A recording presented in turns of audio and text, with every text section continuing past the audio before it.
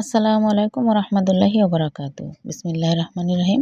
আজ আমি আপনাদের সাথে বক্রম দিয়ে গলা তৈরি করা শেয়ার করছি। তো এখানে আমি বক্রম নিয়ে নিয়েছি 6 ইঞ্চি 2 সুতা পরিমাণ লম্বা এবং 4 ইঞ্চি পরিমাণ চওড়া। তো ভাঁজ পাটটা নিতে হবে কিন্তু আমার নিচের সাইডে। তো 5 ইঞ্চি পরিমাণ লম্বা করে নিচ্ছি, আর গলার চওড়াটা নিচ্ছি 2 ইঞ্চি পরিমাণ।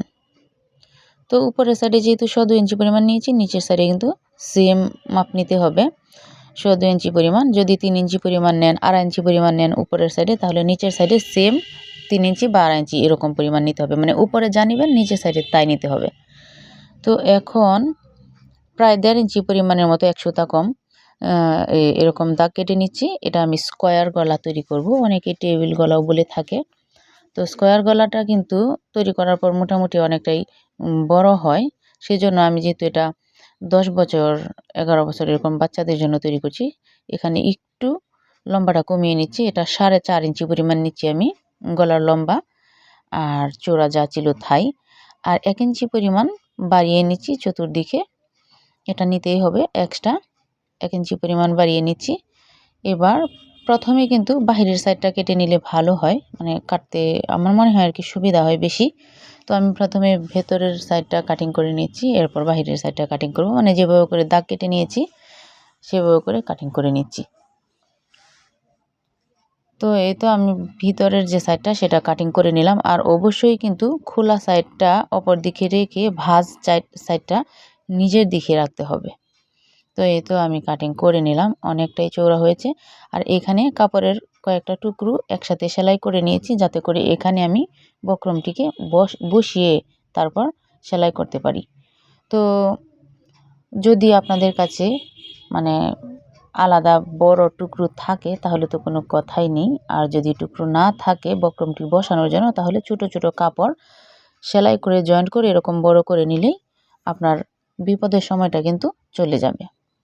তো এখানে যেহেতু অনেকটাই চওড়া কাপড় আমার কাছে ছিল না, সেজন্য আমি কয়েকটা ছোট কাপড় একসাথে সেলাই করে জয়েন্ট করে নিয়েছি।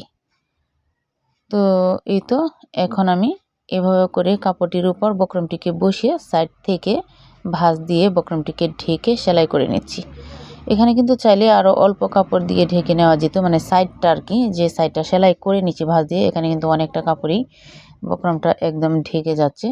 তাতেও কোনো সমস্যা নেই, আর একটু কম নিলেও কোনো সমস্যা নেই। এটা তো গলার ভিতরের সাইডে বসবে সেজন্য। তো এখন আমি বক্রমটিকে বডির পার্টে বসিয়ে তারপর সেলাই করে আটকে নিব। এই তো আমি আমার যতটুকু পরিমাপে মানে মাপ নিয়েছি আমি ততটুকু পরিমাণে গলার বক্রমটিকে বডির পার্টের উপর বসিয়ে একদম লম্বা করে একটা সেলাই দিয়ে নিচ্ছি, যাতে করে আমি রিল্যাক্সে গলাটি সেলাই করে বসাতে পারি, একদম নাড়াচাড়া না করে। তো এই তো দেখতেই পাচ্ছিলেন আমি এভাবে আটকে নিলাম। এখন একদম ঘেঁষে ঘেঁষে বক্রমটিকে ঘেঁষে ঘেঁষে চতুর্দিকে শেপ অনুযায়ী সেলাই করে নিব, যাতে করে বক্রমের উপর সেলাইটা বসে না যায়, সেদিকে খেয়াল রাখতে হবে। এরপর 1 থেকে 2 সুতা পরিমাণ দূরত্ব রেখে আমি বডির পার্ট সহ এখানে কাপড়টিকে গলাটিকে কাটিং করে নিব। এই পর্যায়ে আপনাদের নিকট আমার রিকোয়েস্ট, আমার চ্যানেলটিতে এখনও যারা নতুন অথবা আমার চ্যানেলটি এখনও যারা সাবস্ক্রাইব করেননি তারা প্লিজ আমার চ্যানেলটিকে সাবস্ক্রাইব করে নেবেন এবং পাশে থাকা বেল বাটনটি বাজিয়ে দিয়ে অল ক্লিক করে নেবেন।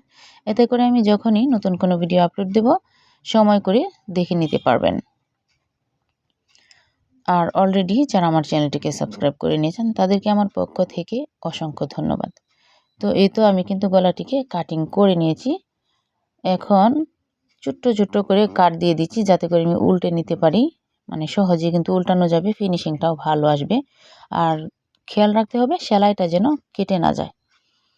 তো এই তো এভাবে করে আমি উল্টে নিলাম। এখন গলার একদম সাইড থেকে এরকম ঘেঁষে ঘেঁষে সেলাই করে নিব, এতে করে ফিনিশিংটা ভালো আসবে, মানে চাপ সেলাই দিয়ে দিচ্ছি আর কি, দেখতে ভালো লাগবে।